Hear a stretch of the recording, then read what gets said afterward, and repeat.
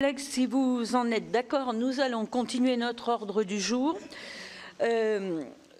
pour parler d'un sujet et d'une mission d'information sur l'Inde. Alors, le bureau de notre commission a décidé d'une mission d'information sur l'Inde, que je vais d'ailleurs avoir l'honneur de conduire, en qualité de vice-présidente de la commission, avec mes collègues Marie-Arlette Carlotti, Hugues Saury, qui est là, Didier Marie et Philippe Folliot. Ce travail, mes chers collègues, s'inscrit dans le prolongement d'un précédent rapport d'information qui était intitulé « L'Inde, un partenaire stratégique », adopté en juillet 2020, dans un contexte, je le rappelle, Covid, donc il n'y avait pas eu de déplacement de cette mission, dans laquelle étaient déjà Hugues Saury, Rachid Temal et Olivier Sigoletti, je crois. Ça s'inscrit aussi dans le cadre de précédentes missions d'information en Indonésie en 2022 et au Japon en 2024 sur la thématique de la stratégie de la France dans l'Indo-Pacifique. Comme vous le savez, la France et l'Inde ont établi un partenariat stratégique en 1998, lequel s'est enrichi au fil des ans dans le domaine de la coopération d'armement, de nucléaire civil et plus récemment dans le spatial, le développement durable également et la sécurité maritime. Le porte-avions Charles de Gaulle est actuellement dans le Pacifique en route de l'Indonésie vers le Japon, a également procédé à un important exercice naval, Varuna 2025, avec la marine indienne. La venue récente du Premier ministre Narendra Modi dans le cadre de la coprésidence du Sommet mondial de l'intelligence artificielle à Paris est venue confirmer l'importance réciproque donnée à cette relation bilatérale, ainsi que le rôle crucial de l'Inde dans la stratégie indo-pacifique de la France. À tous égards, ce partenariat est scellé par des coopérations militaires et civiles pour les dizaines d'années à venir, qui correspondent à une feuille de route qui fixe le cap de la relation bilatérale jusqu'en 2047, année qui marquera le centenaire de l'indépendance de l'Inde. C'est pour cette raison que la Commission a souhaité mettre l'accent sur cette mission d'information, sur une vision prospective de notre partenariat stratégique, notamment dans l'espace Indo-Pacifique, qui constitue, vous le savez tous, un défi mutuel avec un pays qui, et vous allez nous le dire, mesdames, qui a supplanté la Chine depuis 2023, avec plus d'1,4 milliard d'habitants comme pays le plus peuplé au monde, et aussi la perspective de dépasser le cap des 1,6 milliard d'habitants en 2025. La trajectoire de ce partenaire majeur ne peut pas nous laisser indifférents et pour bien analyser nos convergences, mais aussi nos divergences dans la relation bilatérale, qu'il s'agisse de l'affirmation de la politique du Make in India, d'autonomie stratégique, qu'il s'agisse de la politique étrangère de l'Inde aussi, comme partenaire principal du Sud global, et qu'il s'agisse aussi de la posture de multi-alignement dans sa relation avec la Russie et la Chine, qui n'épousent pas forcément, vous le savez, les positions françaises. Pour nous éclairer dans le lancement de cette mission, nous avons le plaisir d'accueillir deux chercheurs qui ont récemment publié des articles sur l'Inde avec l'Institut français des relations internationales, l'IFRI, avec qui nous collaborons régulièrement. Et je les remercie d'être ici en cette fin de journée. Notre première intervenante sera donc Madame Mélissa Levaillant, qui est directrice générale de Seldon, conseil et chercheur au Conseil européen pour les relations internationales. Vous avez l'an dernier publié en janvier 2024 une étude intitulée « L'Inde, un partenaire incontournable pour la France dans l'Indo-Pacifique », dans laquelle vous formulez des recommandations, vous allez nous en parler, et appelez à la mise en place d'une stratégie française spécifiquement dédiée à l'Inde. Vous nous expliquerez votre vision de nos coopérations militaires et civiles dans un pays qui reste soumis à de multiples tensions politiques et territoriales face au Pakistan et à la Chine. Notre seconde intervenante sera Madame Sylvia Malenbaum, responsable de la recherche sur l'Inde et l'Asie du Sud à l'IFRI, qui a récemment également publié deux articles sur l'Inde, l'Inde en quête d'émancipation économique face à la Chine, et également l'Indo-Pacifique face à Trump II, ce qui est tout à fait d'actualité. Vous allez nous présenter plus particulièrement la politique étrangère de l'Inde au service de son développement économique. Je vais vous laisser la parole pour un propos liminaire de 10 à 15 minutes maximum chacune avant de pouvoir échanger avec les membres de notre commission pour engager un débat qui devrait être très intéressant. Merci beaucoup à vous deux. Peut-être Madame Levaillant, vous... C'est bon. Oui. Ah, merci. Alors, Madame la Vice-présidente, Mesdames les sénatrices, Messieurs les sénateurs, c'est un véritable honneur de pouvoir vous présenter ce soir nos travaux et nos réflexions sur la relation franco-indienne. Donc, vous l'avez dit, l'Inde est un partenaire majeur de la France en Indo-Pacifique. On a publié un papier le nommant de partenaire incontournable. Pour autant, le futur de la relation repose sur un certain nombre d'incertitudes qui sont liées aux évolutions géopolitiques et économiques rapides que nous vivons. Et il est donc essentiel, à mon sens, que des initiatives comme votre déplacement en Inde prennent forme pour entretenir la relation en toute lucidité, à la fois sur les opportunités et les risques que représente cette relation. Donc pour ces propos préliminaires, je voudrais mettre en avant rapidement l'évolution de la relation franco-indienne avant d'aborder les convergences dans les stratégies françaises et indiennes en Indo-Pacifique, les principales zones de coopération de défense et quelques pistes de recommandations que nous pourrons aussi approfondir lors de la discussion. Donc la relation franco-indienne repose sur une histoire diplomatique de plusieurs décennies qui a été marquée par un partenariat stratégique établi en 1998. La coopération s'est progressivement intensifiée, notamment dans les domaines de la défense, de l'énergie nucléaire et de la sécurité maritime. Le véritable, dans l'espace indo-pacifique et en particulier dans l'océan Indien, le véritable wake-up call, comme on peut dire dans un mauvais anglais, pour l'Inde comme pour la France, a été l'accélération de la pénétration chinoise dans la zone au milieu des années 2010, avec notamment l'ouverture d'une base chinoise à Djibouti.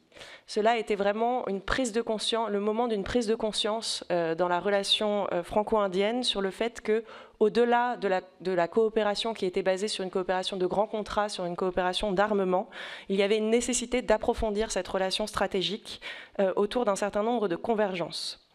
Donc ces convergences stratégiques en Indo-Pacifique, quelles sont-elles ? Elles se fondent d'abord sur une vision commune pour la stabilité de l'Indo-Pacifique qui est marquée par une compétition géopolitique croissante, notamment avec la montée en puissance de la Chine, comme je l'ai évoqué. Les deux pays se retrouvent autour de principes fondamentaux, le respect du droit international, la liberté de navigation et une approche inclusive de la sécurité régionale. Un autre point de convergence fondamentale est l'attachement de la France comme de l'Inde à l'autonomie stratégique. La France, dans une logique de souveraineté européenne, et l'Inde, soucieuse de préserver son indépendance au sein d'un monde multipolaire, défendent une politique étrangère qui privilégie une approche pragmatique et autonome. Cette convergence se reflète dans la volonté de ne pas s'aligner totalement sur les grandes puissances et notamment sur la politique américaine en Indo-Pacifique et de préserver leur propre capacité de décision dans les affaires internationales. Dans ce cadre, il est essentiel de bien comprendre cette politique de multi-alignement qui est menée par l'Inde, qui est souvent difficile à percevoir pour les observateurs non indiens et les observateurs extérieurs. L'Inde ne nous a pas facilité la tâche dans ce sens, car depuis son indépendance, depuis 1947, l'Inde n'a jamais publié de livre blanc ou de revue nationale stratégique qui aurait permis d'éclaircir, d'affirmer publiquement ses principales orientations stratégiques. Alors, comment comprendre ce multi-alignement indien ? On le dénomme souvent comme une stratégie pragmatique. Donc, l'Inde a développé ce qui était avant une politique de non-alignement qui s'est progressivement mutée en multi-alignement, mais qui est ancrée quand même dans une très forte continuité, qui est cet attachement à l'autonomie stratégique, dans un objectif toujours continu, qui est de garantir son développement économique.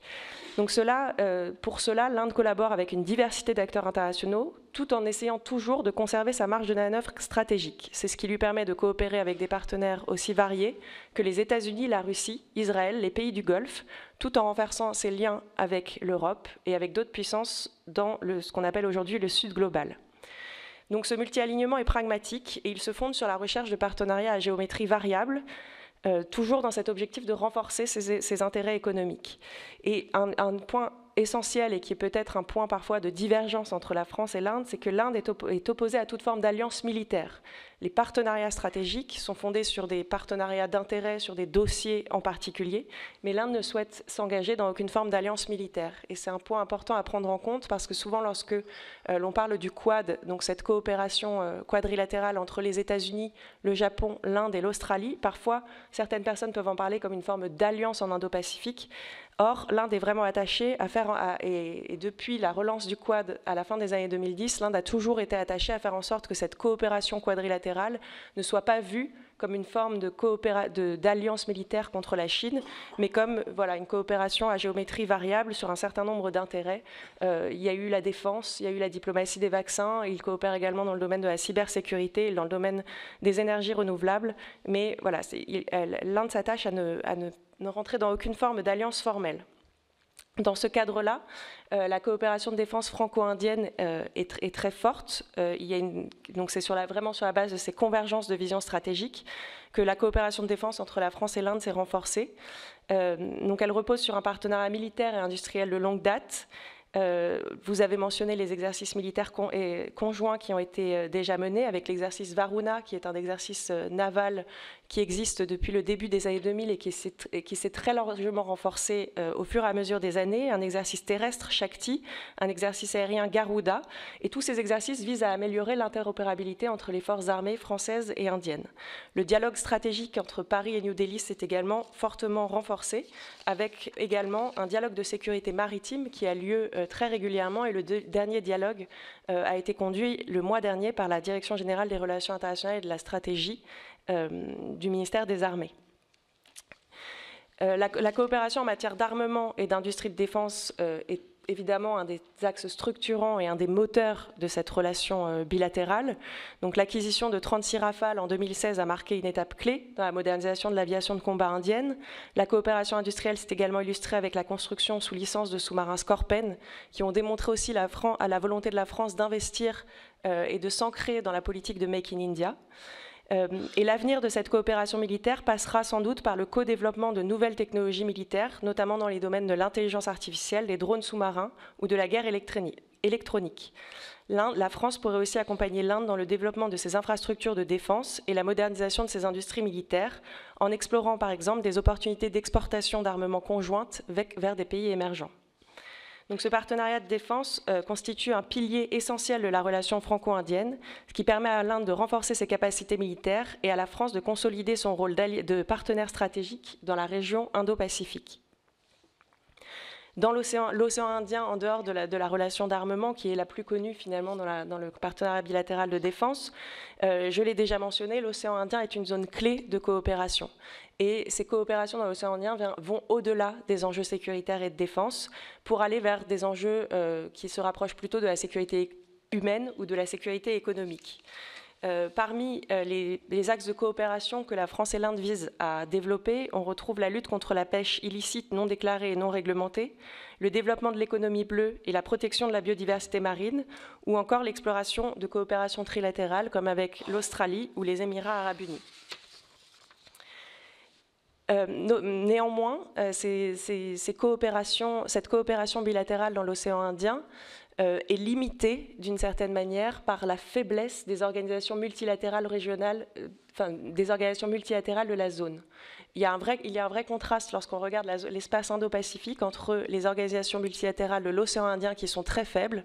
On en dénombre 3, 4, 5. Donc il y a l'Indian Ocean Rim Association, l'Indian Ocean Naval Symposium, donc toute une série de dialogues, de forums multilatéraux qui existent, mais qui restent très faibles en termes opérationnels lorsque l'on compare avec ce qui existe en Asie du Sud-Est, avec l'ASEAN par exemple, ou dans le Pacifique Sud. Et donc cela représente un véritable défi pour la France et l'Inde, qui sont tous les deux des pays engagés pour le renforcement du multilatéralisme régional. Dans ce contexte-là, il faut aussi prendre en compte les propres ambiguïtés de notre partenaire indien, qui s'est longtemps considéré comme un hégémone régional dans l'océan Indien. Donc je l'ai dit, c'est la pénétration chinoise dans l'océan Indien qui a fait prendre conscience à l'Inde de la nécessité de coopérer avec d'autres acteurs et d'autres puissances régionales de la zone pour renforcer ses intérêts, pour assurer la liberté de navigation, notamment dans la zone. Mais l'Inde se considère encore comme hégémone régionale et a du mal encore à céder des espaces de coopération à ses partenaires. Pour vous donner un exemple, la France a ouvert il y a quelques mois un centre de recherche et d'expertise maritime au Sri Lanka, et cette initiative française qui fait partie de la stratégie française en Indo-Pacifique a été plutôt mal reçue par les Indiens, qui ont considéré que la France pouvait peut-être prendre un petit peu trop d'initiatives dans ce que l'Inde considère encore comme son précaré. Donc la relation franco-indienne est aujourd'hui solide, et ce que l'on a mis en avant également dans notre papier publié au sein de l'IFRI est qu'elle mérite d'être approfondie et structurée. Donc à cet effet, plusieurs formulations peuvent être formulées. Donc développer une stratégie française dédiée à l'Inde. L'Inde est un acteur central de l'Indo-Pacifique et doit être pleinement intégrée dans le débat stratégique français. Une feuille de route spécifique pourrait peut-être permettre de mieux définir les objectifs et les priorités de la coopération bilatérale. Il y a déjà des initiatives positives qui vont en ce sens, puisqu'il existe maintenant une task force interministérielle dédiée à l'Inde, qui permet aussi d'avancer en interministériel sur ces questions-là. Il est aussi nécessaire d'avoir une approche prospective sur l'Inde pour suivre l'évolution de la politique indienne et ses implications internationales. Il y a, à mon sens, quelques points critiques à surveiller. L'impact de cette proximité très forte entre Narendra Modi et Donald Trump, on pourra revenir sur cette question. Le rôle de l'Inde, et le rapport du Parti nationaliste hindou aux droits de l'homme et l'évolution du nationalisme hindou dans le pays.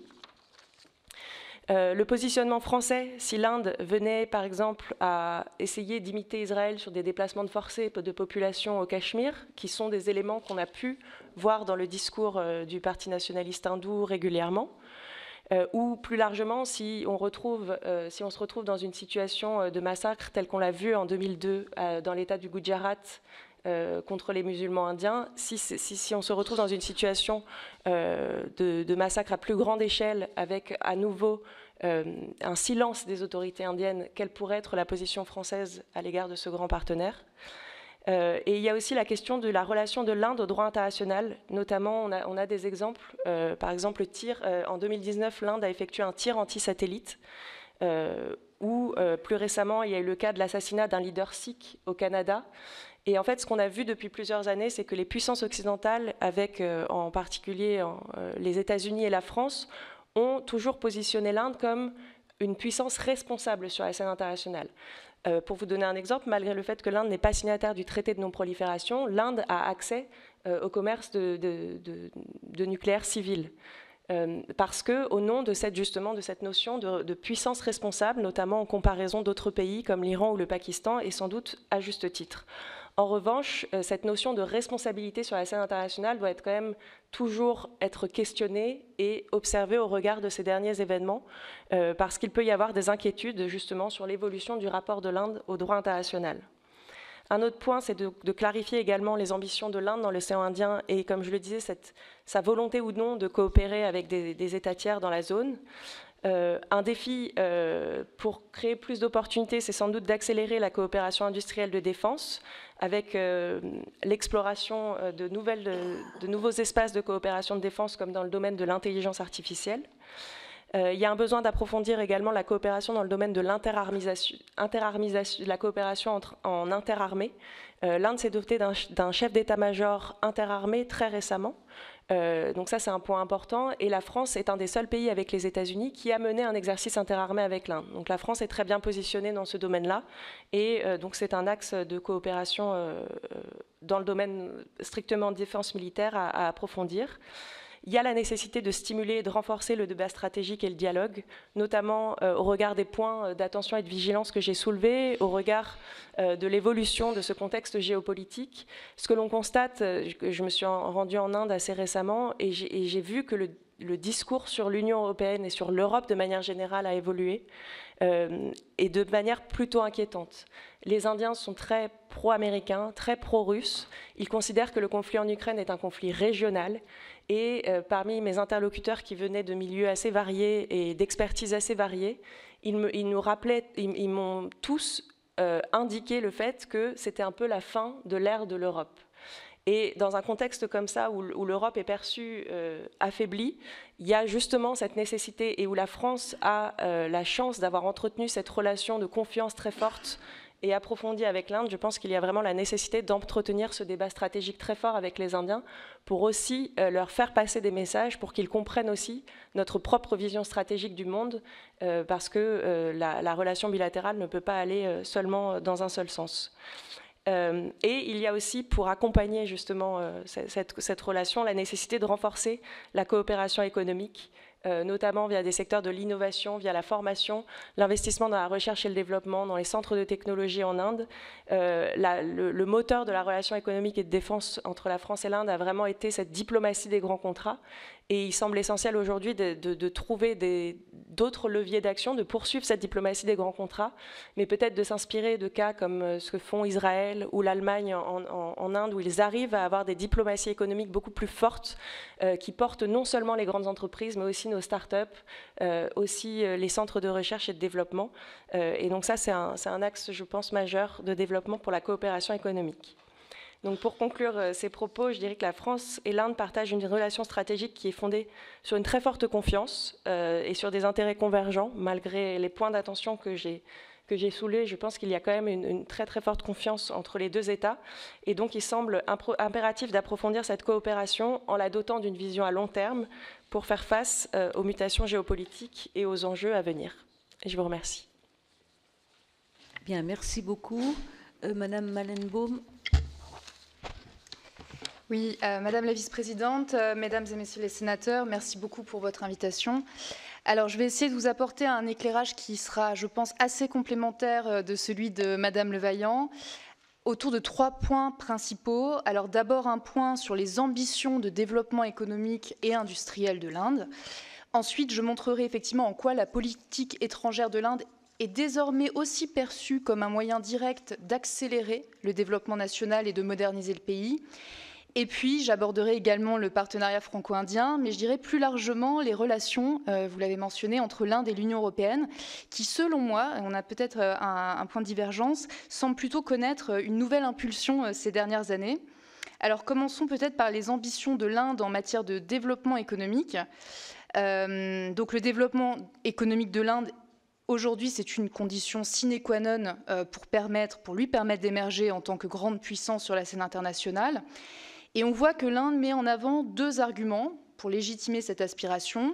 Alors son poids démographique, bien sûr, vous l'avez rappelé, l'Inde est aujourd'hui le pays le plus peuplé du monde, mais aussi son potentiel économique et technologique. Alors sur le point démographique, il faut rappeler qu'au-delà du fait que c'est aujourd'hui le pays le plus peuplé du monde, les dynamiques lui sont quand même très favorables. Je voudrais rappeler que la population indienne va continuer à augmenter jusqu'à environ 2060, où elle atteindra 1,7 milliard d'habitants. Au même moment, la Chine en comptera 1,1 milliard, ce qui veut dire concrètement qu'en 2060, vous aurez 600 millions d'Indiens de plus que de Chinois, et ça signifie qu'au niveau global, le grand réservoir de main-d'œuvre des prochaines décennies sera en Inde. Alors sur le plan, cette réalité démographique, en réalité aujourd'hui en Inde, elle constitue d'ores et déjà un des défis les plus pressants au niveau politique, à savoir le manque d'emploi.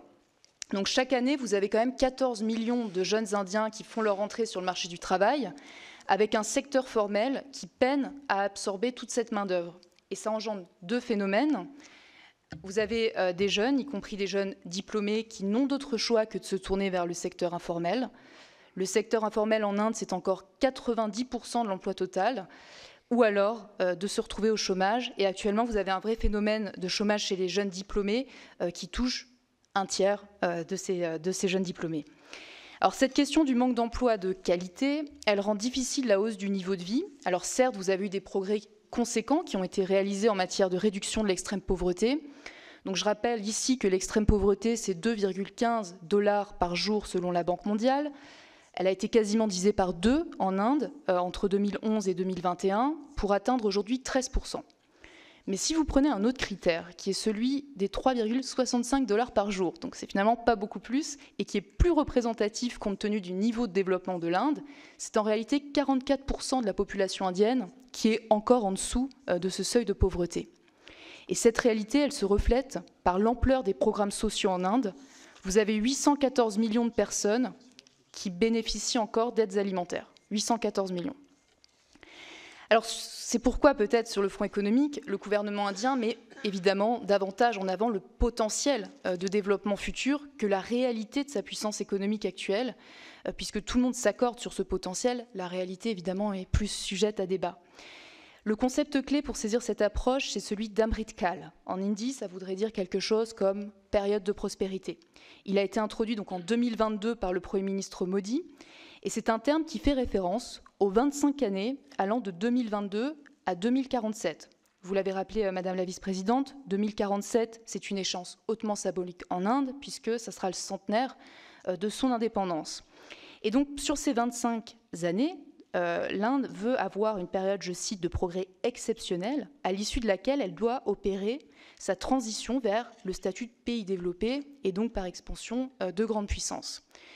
Or, pour atteindre cet objectif, l'Inde devrait enregistrer une croissance moyenne annuelle de 8 à 9%, ce qui est quand même ambitieux. En moyenne, depuis les réformes de libéralisation de 1991, on est plutôt autour de 6%, ce qui sera d'ailleurs à peu près la croissance cette année. Alors, c'est un rythme qui est déjà soutenu quand on compare au taux européen aujourd'hui. Mais là aussi, quand on creuse, il semble que cette croissance économique, elle est surtout profitée aux 10%, je dirais, des plus riches de la population indienne, dont le salaire a progressé 3 fois plus vite que le reste de la population depuis 1980. Ce qui fait, selon moi, courir le risque d'une fracture sociale grandissante entre une Inde qui s'enrichit à grande vitesse, qui épouse les modes de consommation occidentaux, et celle qui reste en retrait. Donc les défis économiques restent quand même considérables. Je rappelle aussi que l'agriculture, qui emploie près de la moitié de la main-d'œuvre indienne, est encore très faiblement productive, c'est 15% du PIB. J'y reviendrai, mais l'industrie peine à décoller, puisque l'Inde est en réalité passée directement à une économie de services, en sautant l'étape de l'industrialisation, avec une très grande réussite qui est celle des services informatiques que l'Inde exporte massivement à l'étranger et qui lui rapporte à lui seul près de 200 milliards de devises par an. Alors l'industrialisation, elle est au cœur du programme économique du BJP et au-delà de cet enjeu de l'emploi, elle vise bien sûr à renforcer son autonomie stratégique. On parle en Inde d'Atmanirbhar Bharat, qui veut dire l'Inde autosuffisante. Je rappelle aussi que l'Inde dépend encore fortement des importations de biens industriels, et notamment en provenance de Chine, son voisin avec lequel elle partage une frontière disputée, ce qui la place dans une position assez délicate d'avoir son principal rival comme premier partenaire commercial. Donc parmi les programmes phares, on peut citer le Make in India, qui a été lancé par Narendra Modi en 2014. Donc là, l'objectif, il est simple, attirer des investissements étrangers dans des secteurs clés pour développer l'industrie locale.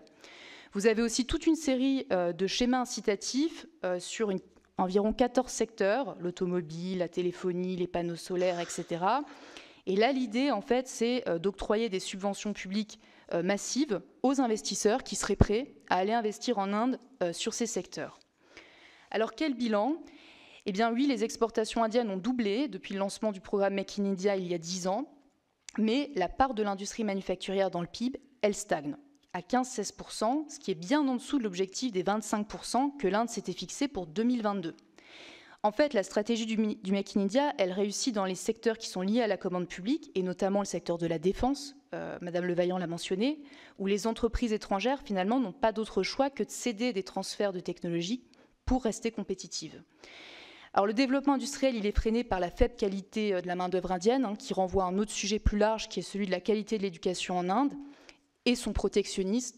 L'Inde applique parmi les droits de douane les plus élevés des économies émergentes. Elle les a d'ailleurs relevés ces dernières années, de 13 à 18% entre 2016 et 2022. Et donc c'est tout le paradoxe du modèle économique indien qui veut attirer des investisseurs étrangers, mais qui durcit ses mesures protectionnistes. Alors mon deuxième point donc, sur la stratégie partenariale de l'Inde comme outil de son développement national. On a parlé de la stratégie de multi-alignement sur laquelle je ne vais pas revenir. L'idée, c'est effectivement d'extraire tous les gains possibles que l'Inde peut obtenir de ses partenaires, avec une idée forte aussi, qui est que la diplomatie doit se mettre au service du développement de l'Inde. Et donc, en dehors des enjeux qui ont été abordés par ma collègue, je distinguerai également 3 priorités de la politique étrangère de l'Inde qui ont guidé les partenariats de ces dernières années: attirer des investissements étrangers, obtenir des transferts de technologies et conclure des accords dits de mobilité qui en réalité permettent à l'Inde d'envoyer sa main-d'œuvre à l'étranger. Quelques exemples récents de partenariats: les accords commerciaux.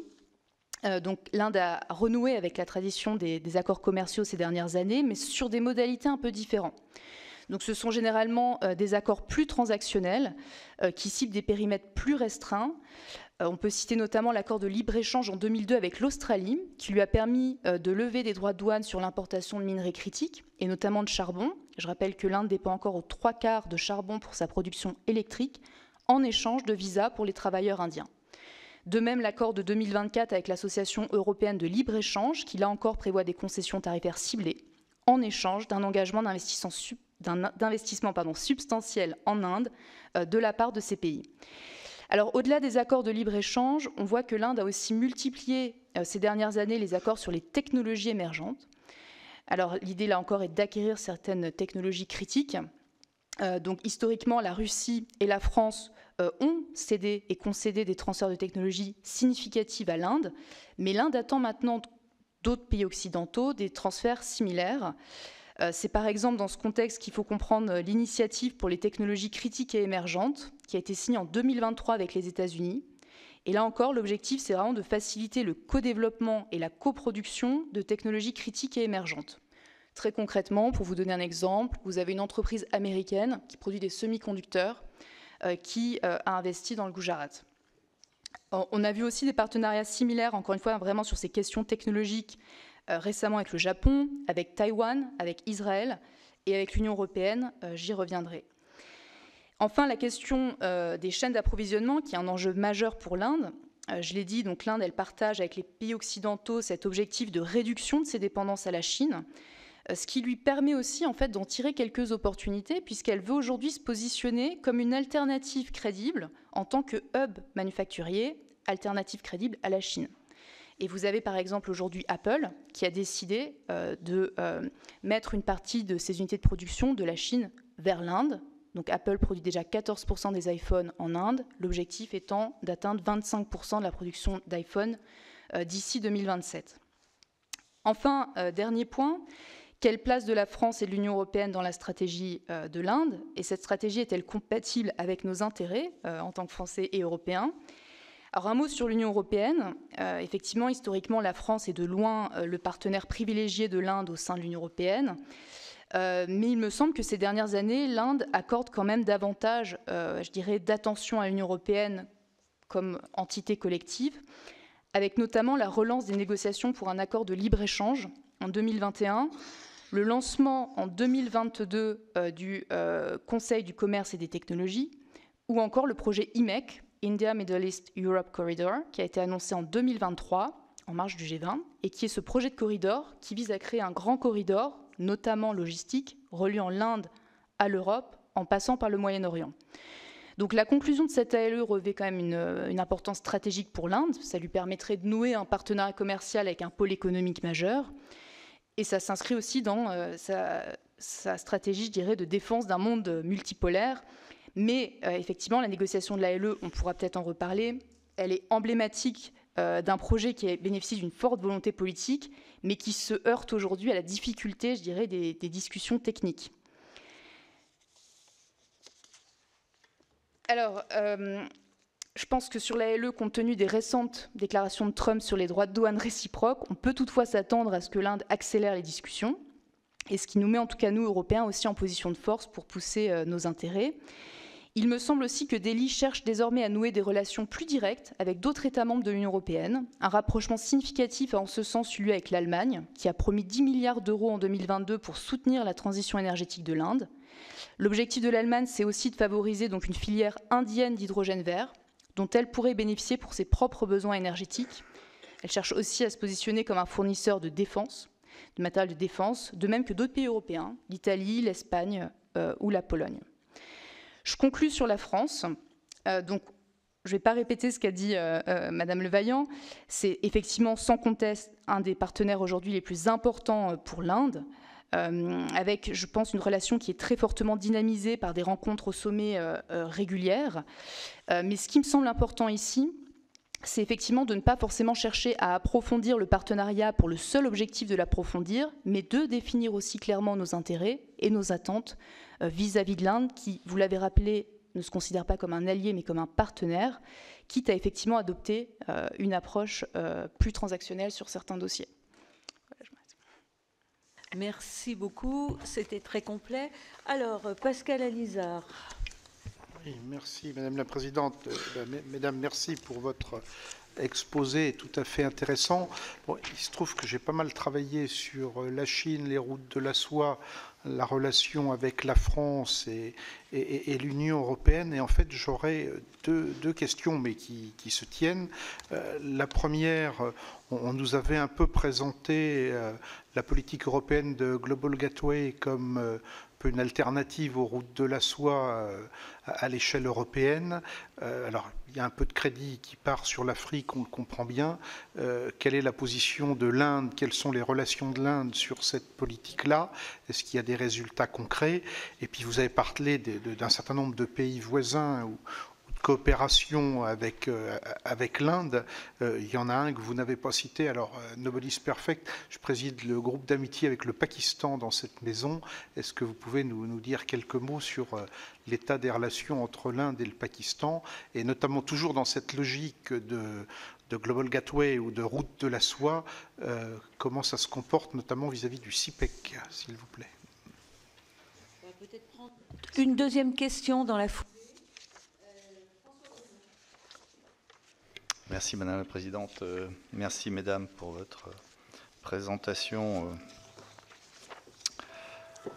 de la situation de ce pays par rapport au rapport que vous avez remis. Moi, j'ai une question qui est complémentaire avec celle de Pascal Alizard. C'est vrai que l'Inde a un sentiment très fort d'encerclement. Hein. Ils le vivent assez difficilement. Et comme ça a été dit, la Chine d'un côté, qui est où la relation est conflictuelle, le Pakistan et puis aussi l'Afghanistan, puisque la Chine a développé des partenariats avec l'Afghanistan, notamment via ces routes de la soie. Donc, au demeurant, les dépenses militaires indiennes, même si ce sont les troisièmes dans le monde, elles sont quand même 6 fois inférieures à celles de la Chine. Il semblerait, avec un matériel assez obsolète dans certains domaines, meilleur dans d'autres. Quelle est selon vous la capacité de l'armée indienne aussi face à ces défis-là? Et puis un dernier point sur un sujet que vous avez évoqué par rapport à la dépendance au charbon, c'est aussi le très fort niveau de pollution de ce pays. Alors certes, ça peut paraître être un problème de pays riche, mais enfin quand même, je pense que ça doit toucher l'ensemble de la société indienne. Merci beaucoup. Je vous propose de répondre déjà à ces deux questions. Alors merci pour ces questions. En ce qui concerne le Pakistan, l'état des relations est au point mort. Il n'y a pas eu de rencontre entre les dirigeants indiens et pakistanais depuis longtemps. Il y a une très forte inquiétude de l'Inde par rapport au CIPEC et une inquiétude qui revient. Et d'ailleurs, c'est intéressant qu'on n'ait pas mentionné le Pakistan parce qu'on aurait fait une audition il y a 2 ans. Le Pakistan aurait été le premier point qu'on aurait mentionné sur la question de la politique étrangère de l'Inde.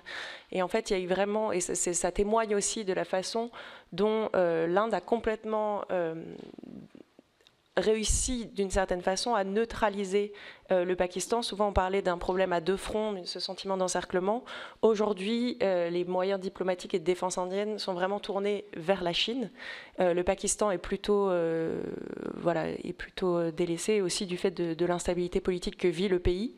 Mais ce qu'on constate, c'est quand même qu'il y a une inquiétude qui revient par rapport à la question des risques terroristes. Au Cachemire indien, il y a quelques années, il y avait une inquiétude qui était liée au fait qu'il y avait de plus en plus d'Indiens qui prenaient les armes et qui allaient se radicaliser et rentrer dans des groupes terroristes. Les Indiens ont une politique de contre-terrorisme plutôt très efficace au Cachemire indien, ce qui fait qu'en fait, on voit la résurgence de groupes terroristes du côté pakistanais qui potentiellement en 2025 ou 2026 pourraient conduire à nouveau des attaques sur le territoire indien. Donc ça, c'est une forte inquiétude indienne par rapport au Pakistan. Et il y a bien sûr cette inquiétude très forte par rapport au CIPEC, mais qui, je dirais, est plutôt relativisée parce que entre les ambitions chinoises qui étaient annoncées dans les années 2010 par rapport à leurs ambitions de ce corridor sino-pakistanais et la réalité de ce qu'ils ont vraiment réussi à déployer sur le terrain pakistanais, il y a encore un très fort écart, même s'ils réussissent à développer le port de Gwadar et qu'il y a de forts soupçons sur le fait que c'est un port qui vise à avoir un usage à la fois civil mais aussi militaire pour être une base navale. Ah bah vous devez... ça doit être impressionnant. Mais en tout cas, les inquiétudes indiennes à l'égard du Pakistan sont plutôt réduites aujourd'hui, et tout est plutôt tourné vers la Chine. Donc il y a en effet ce sentiment d'encerclement, et aujourd'hui cette conscience indienne qu'ils ne sont pas capables et qu'ils n'ont pas les moyens, comme vous le dites, d'affronter la Chine sur un conflit armé. Et c'est aussi pour ça qu'ils tempèrent énormément les propos des États-Unis. Au moment du lancement de la stratégie de défense américaine sur l'Indo-Pacifique, en 2018-2019, les Américains étaient vraiment dans un argumentaire très, très fort de construction d'une coalition anti-chinoise. Et c'est là où d'ailleurs la France comme l'Inde se sont retrouvées, dans le sens de nous n'avons pas les moyens de construire une coalition anti-chinoise parce que, et les Indiens surtout, à la frontière, l'asymétrie de nos forces est extrêmement importante, même si les Indiens disposent de l'arme nucléaire. Et c'est d'ailleurs un des arguments et un des points d'attention dans la relation de l'Inde avec les pays occidentaux, c'est qu'ils disent, un des arguments qu'ils les avancent souvent, c'est ce manque de confiance pour le coup dans leurs partenaires de s'il y a un conflit à la frontalier avec la Chine, serez-vous là pour nous soutenir et pour nous défendre? Ça, c'est vraiment quelque chose qui est très important dans le dialogue bilatéral de l'Inde avec tous ses partenaires occidentaux. Et c'est aussi pour ça qu'ils ont une position assez mesurée lorsqu'ils envisagent des scénarios sur l'éventualité d'un conflit autour du détroit de Taïwan, parce que dans les scénarios, il pourrait y avoir l'idée que, en cas de conflit autour du détroit de Taïwan, la Chine ouvre un autre front au niveau de la frontière indienne. Et évidemment, les Indiens ont très très peur d'un scénario de ce type, et c'est pour cela qu'ils n'afficheront jamais un soutien ouvert à la politique américaine sur ces questions-là, en tout cas jusqu'à... On verra comment Donald Trump va faire évoluer cette politique sur la Chine, mais en tout cas pendant l'administration de Joe Biden. Moi, je rejoins déjà tout ce que tu as dit. Sur Global Gateway, l'Inde, effectivement, est un bénéficiaire de l'initiative. Et en particulier, j'ai parlé rapidement du projet IMEC, donc ce projet de corridor qui, en fait, a 3 volets. Il y a le corridor logistique, donc une route maritime et ferroviaire. Il y a aussi les câbles numériques sous-marins. Donc ça, c'est un autre volet. Et puis, il y a aussi un transport d'hydrogène. J'ai parlé notamment du fait que l'Allemagne, aujourd'hui, cherchait à s'approvisionner en hydrogène. Donc c'est un triple projet. Et il serait financé en partie sur les financements Global Gateway. Sur le Pakistan, je pense que la réponse était déjà très complète. Je rajouterai juste peut-être un point pour rappeler aussi que aujourd'hui, le Pakistan, c'est quand même un pays aussi qui est miné par des crises politiques, des crises économiques, qui fait que peut-être il est plutôt perçu comme un rival déclinant sur le déclin, ce qui aussi peut-être limite, freine la vision que l'Inde peut en avoir comme une menace prioritaire, place qui aujourd'hui effectivement a été cédée, je pense, à la Chine. Et puis aussi, il y a eu quand même quelques incidents. Vous parliez du corridor Chine-Pakistan, notamment dans le port de Gwadar, qui était le grand projet effectivement chinois au Pakistan. Il y a eu des incidents sécuritaires sur des travailleurs chinois sur place. Donc les projets continuent. Le Pakistan reste effectivement prioritaire dans le cadre des projets BRI dans la zone pour la Chine, mais les choses ne se passent pas toujours si bien. La question de la pollution est très importante et merci beaucoup de l'avoir mentionné. Effectivement, moi j'ai vécu personnellement en Inde 2 ans, c'est un sujet qui est quotidien. Il y a la question de la qualité de l'air, qui aujourd'hui est un vrai sujet sanitaire pour la population, puisqu'il y a vraiment des impacts très concrets sur la santé de la population, avec des estimations maintenant de réduction de l'espérance de vie liée à la qualité de l'air de plus de 10 ans à Delhi, donc c'est quand même très significatif. Mais je dirais que ce n'est pas uniquement un sujet qui touche à la qualité de l'air. Vous avez aujourd'hui quand même une multiplication des événements climatiques extrêmes qui impactent fortement la mousson en Inde, qui impactent aussi la productivité du secteur agricole, des vagues de chaleur dont on parle souvent bien sûr dans les médias ici, qui impactent là encore la qualité de vie, la productivité. Et puis il y a l'enjeu de l'eau aussi. Vous avez encore eu récemment en Inde, dans les villes du Sud, des crises où il y avait vraiment un problème d'accès à l'eau, où on a dû forer à plusieurs dizaines de mètres de profondeur pour pouvoir accéder à l'eau.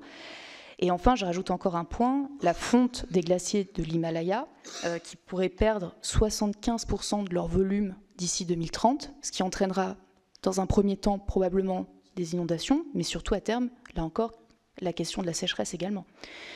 Donc tout cela est un sujet majeur. L'Inde s'est engagée dans des efforts de transition énergétique très ambitieux. Elle cherche notamment à se doter de façon accélérée de capacités solaires et éoliennes. Mais évidemment, cette transition, elle a un coût. Et ce que demande aujourd'hui l'Inde, de la part notamment de ses partenaires occidentaux, c'est davantage de financement pour accélérer cette transition énergétique, puisqu'en l'état, et malgré ces efforts, le pic de charbon en Inde ne devrait être atteint qu'en 2040. Donc c'est-à-dire que les besoins sont tels que malgré le développement de capacités solaires, la production de charbon continue et la consommation de charbon continuera à augmenter. Enfin, peut-être un point, Pakistan l'a mentionné. Non, moi je crois que j'ai répondu à toutes les questions. Ouais. Bien, merci beaucoup. Hugues Saury. Merci Madame la Présidente. Merci pour vos deux interventions qui étaient très intéressantes. Je fais partie de ceux qui iront en Inde au mois de mai prochain. J'ai deux questions. Une d'abord pour Mélissa Levaillant. Parmi les recommandations que vous avez faites dans un rapport en 2024, vous préconisiez d'obtenir un point d'appui aéronaval plus pérenne en Inde afin de fournir un soutien logistique plus régulier aux opérations menées dans le nord de l'Indo-Pacifique, un point effectivement qui prolongerait l'action française à partir de Djibouti et d'Abu Dhabi. Mais j'ai deux questions par rapport à cela. En avons-nous aujourd'hui les moyens? Première question. Et deuxième question, est-ce réalisable politiquement dans le contexte de multi-alignement de l'Inde avec la Russie notamment? Et puis j'ai une deuxième question qui concerne donc les Indiens. Les Indiens sont-ils francophiles d'une certaine façon? La France investit dans des initiatives culturelles et académiques pour renforcer la visibilité de l'Inde en Inde, comme le festival Bonjour India ou les programmes de coopération scientifique ou académique. Toutefois, la concurrence internationale est forte, très forte pour attirer les jeunes talents indiens. Quelle est l'image aujourd'hui de la France pour la jeunesse indienne? Et existe-t-il véritablement une forme de soft power dans cette région du monde de la part de la France, ou quelle est la nature de ce soft power? Je vous remercie. Merci. Peut-être une deuxième question dans la foulée. Michael Vallet. Oui, merci mesdames. Comme depuis quelques années, on est certains à chercher parfois une logique dans les déclarations présidentielles ou diplomatiques françaises. Et quand on en aperçoit un peu une, on saute dessus dans notre rôle de contrôle de l'action du gouvernement.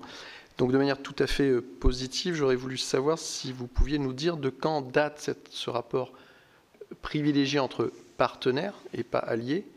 Et est-ce que les efforts déployés par Emmanuel Macron depuis qu'il est président ont renforcé, poursuivi, créé cet état-là? On a bien noté les protestations qui avaient été mises au moment de l'accueil du président comme invité d'honneur pour le 14 juillet. La présidence française avait beaucoup insisté sur l'importance du voyage d'État. Je crois que c'est un voyage d'État et pas seulement un voyage du président de la République à peu près dans les mêmes eaux. Donc voilà ma question. Et puisque vous dites dans votre conclusion qu'il faudrait passer de ce partenariat à un partenariat dans lequel on voit vraiment quels seraient les objectifs stratégiques, quels seraient ceux que vous mettriez en avant? Et est-ce que l'idée, comme le suggèrent certains penseurs ou certains anciens ministres des Affaires étrangères et Premier ministre, disant que la France peut être le trait d'union entre le Nord et le Sud, est-ce que c'est précisément avec l'Inde qu'on pourrait avoir une porte d'entrée ou un point d'appui important entre le Nord et le Sud, entre la France et l'Inde, par exemple, pour essayer de faire comprendre au reste du monde occidental, non pas de faire accepter, mais de faire comprendre que pour certains pays très importants, oui, l'Ukraine est un conflit régional. Je ne dis pas qu'ils ont raison ou qu'on doit adopter cette position, mais que s'ils le pensent et que nous-mêmes nous sommes minoritaires, par exemple, à l'AG des Nations Unies, de ce point de vue-là, c'est aussi important de comprendre ce qui se passe dans la tête des autres. Est-ce que ça pourrait participer de ça?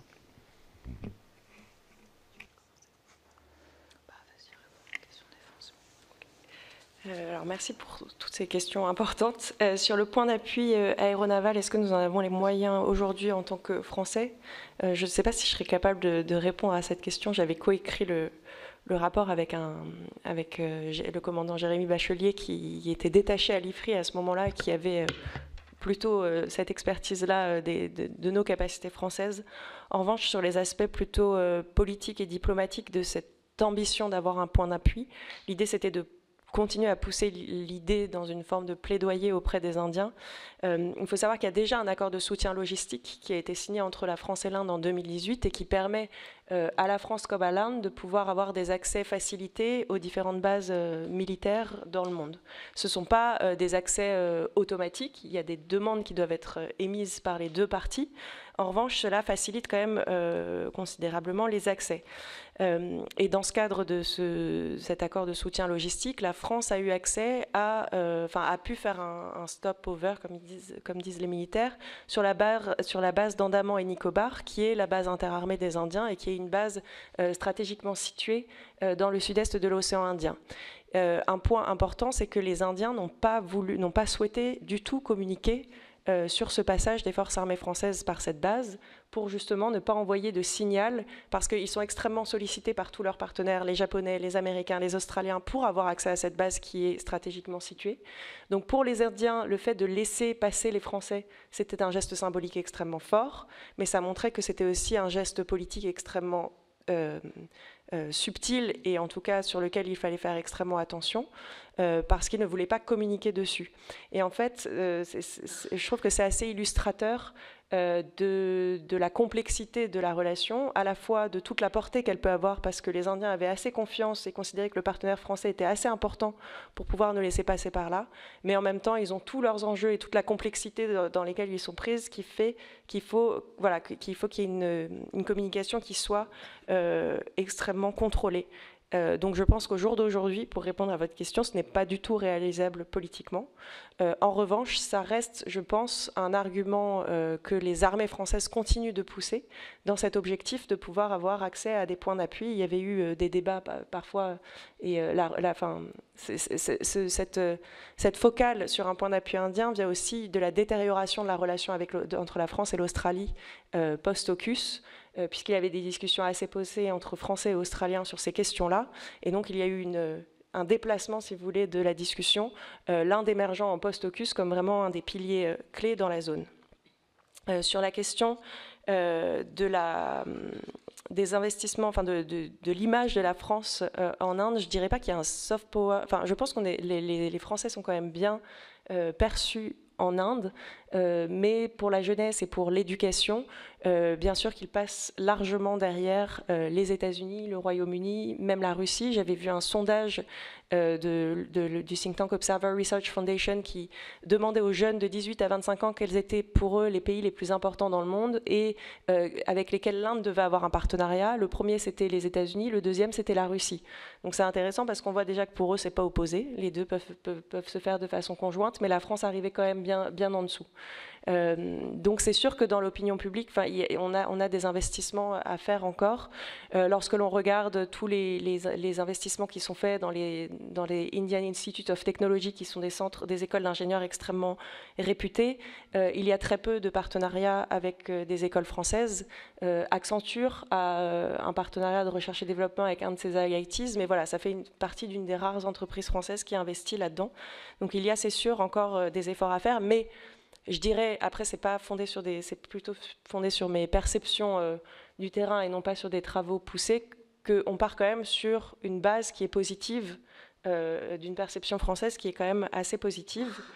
Et ce rapport privilégié entre l'Inde et la France, je dirais qu'il date en partie de la guerre froide, mais surtout le moment clé, ça a été vraiment le tournant de 1998, de la visite du président Chirac en Inde, la signature de ce partenariat stratégique, et au moment où l'Inde a procédé à ses essais nucléaires en 1998, alors qu'elle n'était pas membre du traité de non-prolifération, la France a été un des seuls pays à ne pas imposer de sanctions et à ne pas pousser pour imposer des sanctions à l'Inde. Et ça a été, c'est toujours le moment que les Indiens comme les Français prennent en exemple de la solidification de cette relation entre l'Inde et la France.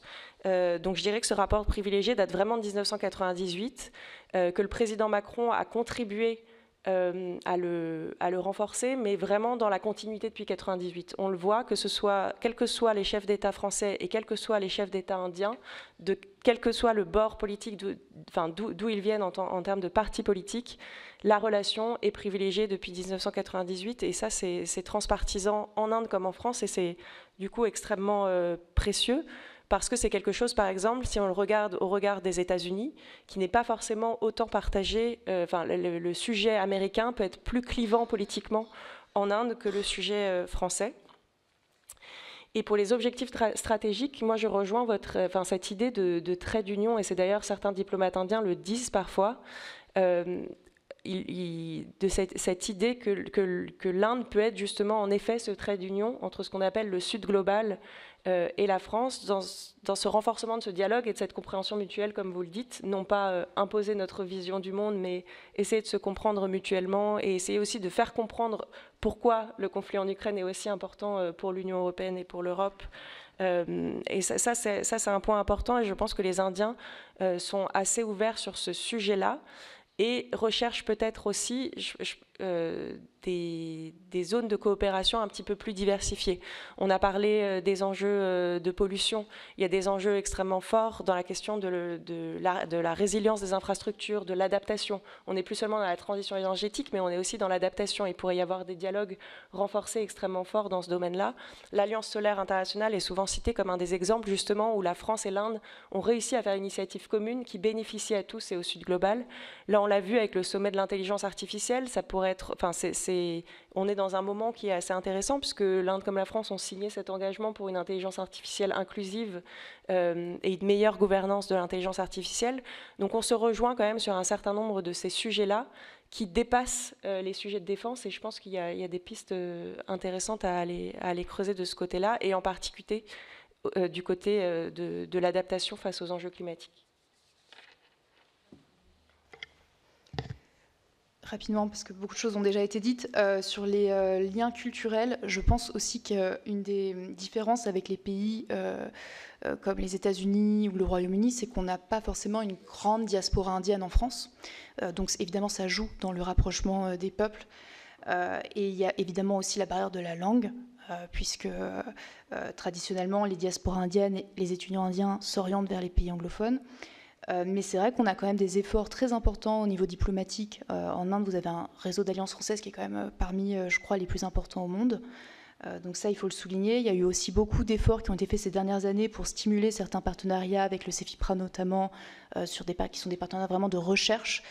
Vous avez eu un engagement qui a été pris justement récemment par le président Emmanuel Macron d'accueillir davantage d'étudiants indiens en France. Donc l'idée est de les faire passer à 30 000 étudiants indiens en France. Là, on vient de franchir le cap des 10 000. Donc ça peut paraître encore une fois peu au regard des États-Unis qui en accueillent 200 000, mais c'est quand même déjà pour nous, je pense, un progrès. Sur peut-être la question aussi du renforcement des liens, au-delà des enjeux qui ont déjà été mentionnés par Madame Levaillant, je pense qu'il peut être aussi intéressant de voir qu'on a quand même aussi un certain nombre de projets en cours avec l'Inde et au niveau de l'Union européenne. Je parlais de l'ALE dont les discussions pour cet accord sont quand même en cours depuis maintenant plus de 10 ans. On a aussi des grands projets, je pense notamment au projet de centrale nucléaire de Jaitapur qui est là aussi en discussion depuis quand même plusieurs années. On a aussi sur le plan commercial des entreprises françaises en Inde c'est lié aussi à la difficulté du climat des affaires sur place, qui rencontrent parfois des difficultés. Donc je pense que c'est aussi important qu'en tant que partenaire de confiance, on puisse aussi évoquer ces sujets-là aujourd'hui avec l'Inde. Merci beaucoup. On va prendre les 3 dernières questions. Mireille Jouve, tout d'abord. Oui, merci Madame la Présidente. Merci Mesdames pour vos exposés. Mes questions concernent plutôt le domaine de l'environnement et de la production d'énergie. Tout d'abord, comment Narendra Modi se positionne-t-il face au dérèglement climatique? Quel est son regard sur les accords de Paris? Quels sont ses choix sur la délicate question de la gestion de l'eau, N'est-ce pas un des facteurs d'accrochage et de tension avec la Chine pour la gestion des fleuves venant de l'Himalaya, château d'eau que Pékin entend exploiter à son profit? Narendra Modi vient d'assister au sommet sur l'IA, comme vous l'avez dit. Il a également inauguré un consulat à Marseille, dans les Bouches-du-Rhône, où il a visité le siège de CMA-CGM et s'est rendu sur le site d'ITER, où 27 pays, dont l'Inde, construisent un réacteur destiné à produire de l'énergie par fusion nucléaire. J'allais justement vous interroger sur l'état d'avancement du projet de construction de plusieurs centrales nucléaires par EDF sur le site de Jaitapur, mais vous venez de l'évoquer. Enfin, je voulais vous demander si la baisse des enveloppes budgétaires consacrées à l'aide au développement dans le projet de budget 2025 ne va pas affecter les projets en Inde et dans le sous-continent indien, zone à laquelle Narendra Modi est très attaché. Je vous remercie. Merci. On prend 2 autres questions et vous répondrez pour l'ensemble. Alors Didier Marie. L'essentiel des questions ayant été posées, je vais m'en tenir qu'à une seule. Est-ce que vous pouvez nous faire un petit panorama rapide de l'état de la défense des droits humains en Inde? Merci. Et Jean-Luc Ruel.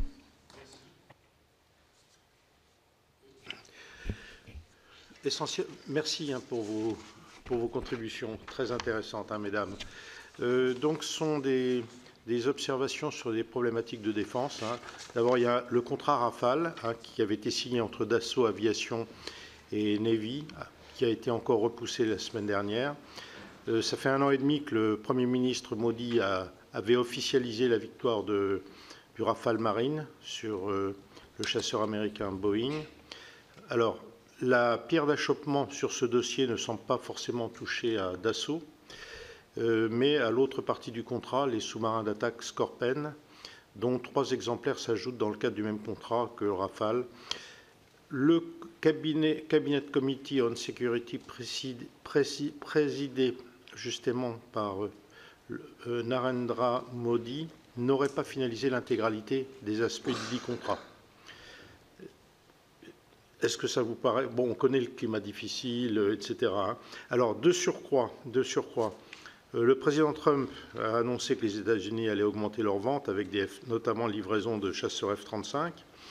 Les États-Unis misent naturellement sur l'Inde pour contrer l'influence chinoise dans la région Indo-Pacifique.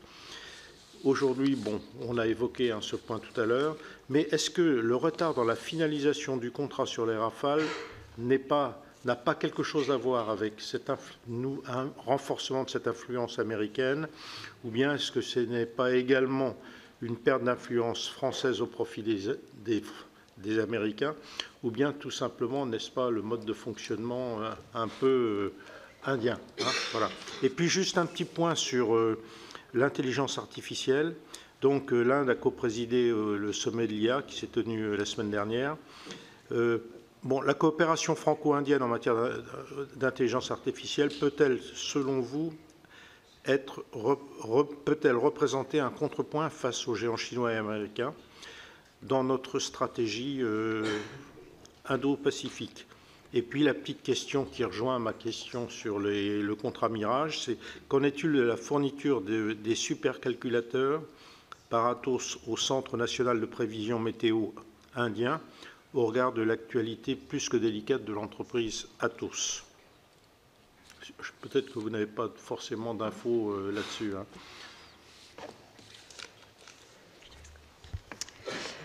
Bien, alors on peut commencer peut-être par les questions climat. Oui, effectivement, Delhi a pris des engagements climatiques ambitieux, je le disais, dans le cadre de l'accord de Paris, que d'ailleurs jusqu'à présent elle a tenu. Donc c'est un exemple de partenaire, parce qu'on ne parle pas d'allié climatique, qui fonctionne bien. Et effectivement, on parlait tout à l'heure de la coopération sur les enjeux globaux avec l'Inde. La question climatique en fait évidemment partie. d'autant que l'Inde, en tant que pays du Sud, peut aussi se présenter vis-à-vis du Sud global comme un modèle d'action climatique, ce qu'elle tend aussi à faire en lançant un certain nombre d'initiatives, comme l'initiative LIFE par exemple, qui vise à démontrer des moyens d'action propres à son économie, à son niveau de développement vis-à-vis d'autres pays du Sud. Donc je l'ai rappelé, il y a des engagements climatiques importants qui ont été pris. Donc l'Inde vise la neutralité carbone d'ici 2070 et elle veut atteindre 500 gigawatts d'énergie renouvelable d'ici 2030. Donc c'est quand même assez considérable quand on voit les volumes que ça peut représenter. Mais il y a, comme je l'ai dit tout à l'heure, une demande très forte vis-à-vis des pays occidentaux de l'aider à financer cette transition et surtout d'apporter aussi des technologies. Je rappelle par exemple, là encore, que l'Inde, par exemple, pour l'importation de ces panneaux solaires, dépend entièrement de la Chine. Ça m'a fait une transition parfaite pour la question sur les barrages chinois.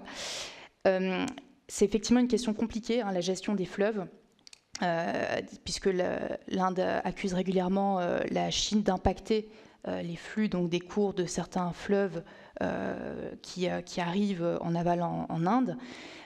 Et il y avait eu un partage notamment de données hydrographiques qui en fait est très important parce qu'il permet justement à l'Inde, grâce à ce partage de données avec la Chine, de pouvoir anticiper parfois les baisses des cours de certains fleuves et donc d'anticiper aussi les impacts sur la population. Et quand il y a eu une période de tension très compliquée, notamment en 2020 avec les incidents frontaliers de Galwan entre la Chine et l'Inde à la frontière, ce flux d'échanges hydrographiques sur les fleuves s'est arrêté, ce qui a été vraiment un problème pour l'Inde. Là, il vient de reprendre, mais on a appris effectivement tout récemment que la Chine est en train aussi de construire un nouveau méga-barrage qui apparemment pourrait être encore plus important que le barrage des Trois Gorges au niveau de la région du Tibet, ce qui est un facteur d'inquiétude effectivement pour l'Inde. Sur Jaitapur, donc je l'ai dit tout à l'heure, c'est quand même un projet qui est un projet de très longue date, donc qu'on ramène, je dirais, à chaque visite bilatérale à l'agenda. Aujourd'hui, il semble y avoir quand même beaucoup de points de blocage sur ce dossier. D'abord, la question du financement.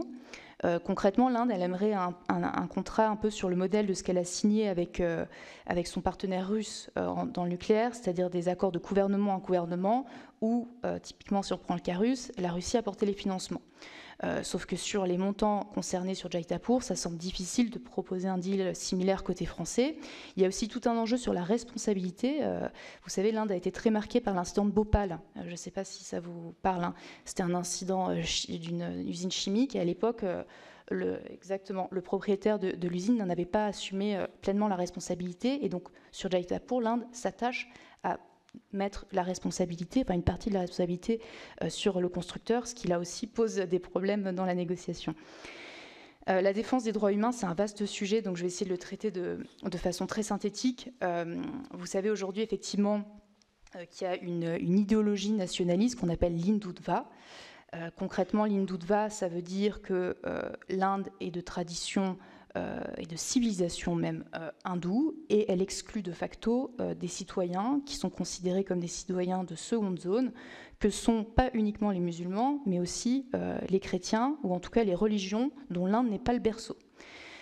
Alors comment ça se traduit ? Ça se traduit tout simplement par, effectivement, je crois que Mélissa l'avait mentionné, mais un historique de violence communautaire. Je pense notamment aux émeutes de 2001 dans le Gujarat.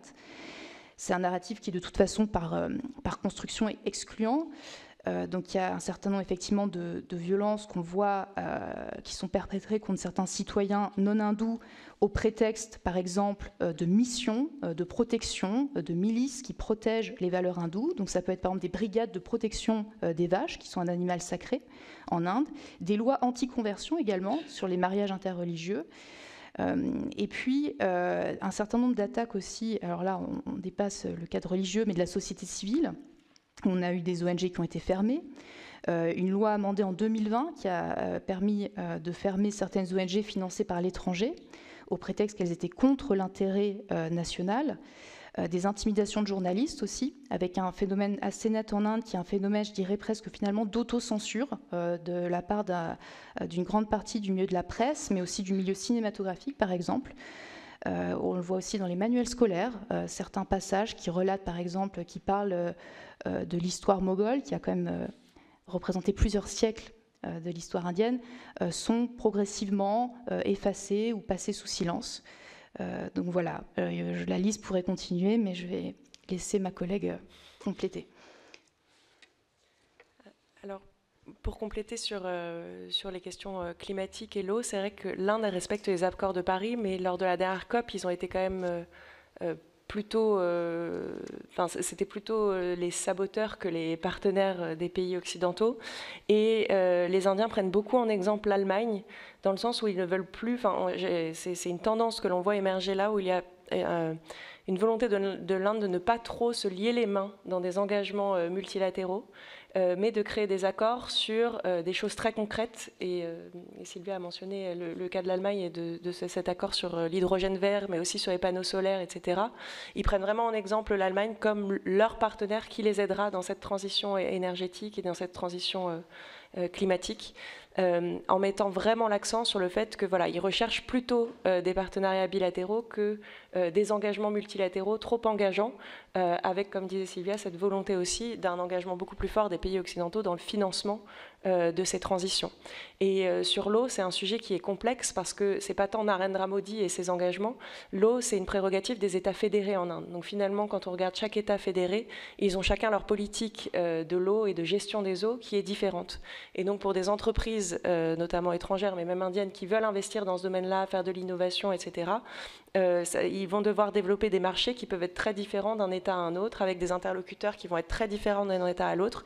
Et c'est même plus que ça, c'est même pas tant juste au niveau des États fédérés, mais c'est aussi au niveau soit des communautés rurales, soit au niveau des villes. Et donc, il va y avoir des négociations avec les autorités et les communautés rurales qui vont être différentes. Et un exemple, pour le coup, parce qu'Israël est très connu, notamment pour ses technologies de désalinisation, les Israéliens sont extrêmement présents en Inde dans cette question de gestion de l'eau. Ils viennent d'inaugurer un centre d'excellence à Chennai sur l'eau. Et leur idée, c'est vraiment ils ont une approche étape par petits pas qui est assez intéressante et qui pourrait être assez inspirante. C'est-à-dire qu'ils développent un centre d'excellence avec une école d'ingénieurs. Ils vont développer des prototypes qui seront appliqués avec la ville de Chennai. Et si ça marche, là, ce sera développé et commercialisé dans le Tamil Nadu et peut-être dans d'autres États. Et donc, ils ont une approche assez intéressante comme ça, de capacité à aller voir les acteurs locaux qui sont en fait ceux qui sont en charge de ces politiques-là de gestion des eaux ou d'adaptation au changement climatique. Et c'est pour ça qu'il faut vraiment, sur ces questions-là, c'est très complexe parce qu'il faut dépasser la vision nationale gouvernementale et aller voir les politiques de chaque État. Mais c'est aussi pour ça que c'est un défi pour les entreprises occidentales qui voudraient investir en Inde et qui ne connaissent pas du tout ce marché. Sur la question du contrat Rafale, je n'ai pas énormément d'informations, mais de ce que j'ai compris, il y avait une volonté indienne de ne pas... Donc ils ont quand même rassuré sur le fait qu'ils s'engageaient quand même avec ces rafales marines et l'achat des sous-marins, mais ils veulent faire l'annonce en Inde. Ils veulent que, comme ce sont eux qui achètent et qu'ils considèrent que ça va bénéficier à l'Inde et que ça rentre dans la politique de Make in India, l'annonce doit être faite en Inde. En tout cas, c'est l'explication officielle qui semble avoir été donnée. Est-ce qu'il y a d'autres choses derrière? Je ne sais pas. Et en tout cas, en effet, il y a aussi la question des lenteurs bureaucratiques indiennes auxquelles font face tous les partenaires de l'Inde, qui sont quelque chose vraiment d'extrêmement pesant dans ce domaine-là. Et c'est pour ça qu'en général, les accords de gouvernement à gouvernement permettent quand même de faire accélérer un certain nombre de dossiers. Alors, je n'ai aucune information sur ce sujet-là. Et sur la question des droits humains, peut-être juste pour compléter, c'est vrai qu'il y a une vraie inquiétude aussi sur la question de la liberté de la presse. Et on a vu récemment des journalistes français se voir refuser leur visa et devoir rentrer en France, des correspondants français en Inde. Donc c'est quand même quelque chose qui est assez important et sur lequel la relation bilatérale étant ce qu'elle est tellement avancée, ça pourrait être un sujet quand même sur lequel on devrait pouvoir parler ouvertement, qui est de garantir quand même les visas pour nos journalistes français sur place. Peut-être sur l'IA. Ah oui, ouais. Comme tu veux. Je peux commencer sur l'IA, sur l'idée du contrepoint. Oui, il y a cette idée que la France et l'Inde peuvent être un contrepoint, mais quand on regarde dans les faits les chiffres, les deux principaux pays qui investissent dans l'intelligence artificielle en Inde, ce sont les États-Unis et la Chine. Donc on peut en effet avoir des objectifs très forts de troisième voie, etc. Mais quand même, et surtout le principal partenaire indien dans le domaine de l'intelligence artificielle, dans les startups et l'IA, ce sont les acteurs économiques américains. Donc, contrepoint, oui, peut-être sur l'évolution, la façon de façonner les normes, mais en tout cas dans la recherche et le développement et dans l'innovation. Et d'ailleurs, la visite de Narendra Modi récente là aux États-Unis l'a confirmé. Les deux chefs d'État se sont vraiment engagés à poursuivre leur coopération dans le domaine de l'intelligence artificielle. Bien, merci beaucoup pour cet échange qui a été riche et je pense qu'il a vraiment intéressé tout le monde. On voit que la relation franco-indienne, elle est solide. Il y a un partenariat stratégique qui s'est développé, vous l'avez bien expliqué progressivement, qui s'est renforcé, économique, militaire. Vous avez aussi montré combien cette relation doit être approfondie et développée. Je crois qu'on l'a bien compris, ça va être utile pour notre mission. Tout ceci avec un enjeu quand même très important de transition de l'Inde vers le statut de pays développé. On a bien vu toutes les questions qui sont autour depuis l'écologie, un certain nombre de sujets. Tout cela pour un pays qui va avoir bientôt 1,6 milliard d'habitants. Donc il y a un véritable enjeu. En tout cas, merci pour vos interventions, les réponses aux questions de mes collègues. Et pour nous, c'est particulièrement intéressant. Ça nourrit notre réflexion pour cette mission que nous allons donc faire et dont nous vous donnerons le résultat quand elle sera effectuée. Merci beaucoup. Mes chers collègues, on se